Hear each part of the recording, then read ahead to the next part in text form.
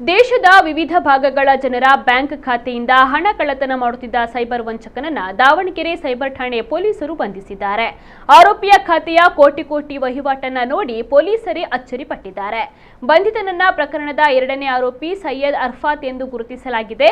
ಇನ್ನು ತಲೆಮರೆಸಿಕೊಂಡಿರುವ ಇಬ್ಬರು ಆರೋಪಿಗಳಿಗಾಗಿ ಪೊಲೀಸರು ಹುಡುಕಾಟವನ್ನು ನಡೆಸ್ತಾ ಇದ್ದಾರೆ. ಆರೋಪಿಯ ಮೊಬೈಲ್ ಅನ್ನು ವಶಪಡಿಸಿಕೊಂಡು ಪರಿಶೀಲನೆಯನ್ನು ನಡೆಸಿದಾಗ ಆಘಾತಕಾರಿ ಮಾಹಿತಿ ಬೆಳಕಿಗೆ ಬಂದಿದೆ. ಆರೋಪಿತರ ಖಾತೆಯಲ್ಲಿ ಜುಲೈ 27ರಿಂದ ಆಗಸ್ಟ್ 19ರವರೆಗೆ ಸುಮಾರು 150 ಕೋಟಿ ರೂಪಾಯಿ ಆನ್ಲೈನ್ ವಂಚನೆಯ ಹಣ ಜಮೆಯಾಗಿದೆ.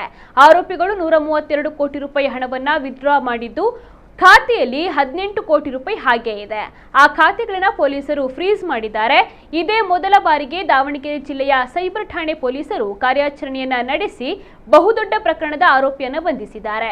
ಸೈಬರ್ ಕ್ರೈಂ ಪೊಲೀಸರ ಸಾಧನೆಗೆ ದಾವಣಗೆರೆ ಎಸ್ಪಿ ಉಮಾ ಪ್ರಶಾಂತ್ ಮೆಚ್ಚುಗೆಯನ್ನ ವ್ಯಕ್ತಪಡಿಸಿದ್ದಾರೆ.